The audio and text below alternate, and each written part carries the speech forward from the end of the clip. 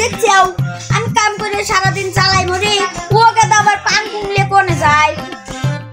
এ বড় ভাই আমি একটু পান কুম নিয়ে বাগাচ্ছি, তোমাকে ডাক দিচ্ছু কেন?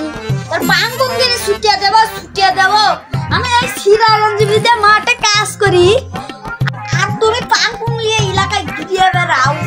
এ বড় ভাই তুই কামলার মতো থাকিস, আমি স্মার্ট ছেলে, আমি স্মার্টের মতো থাকবো।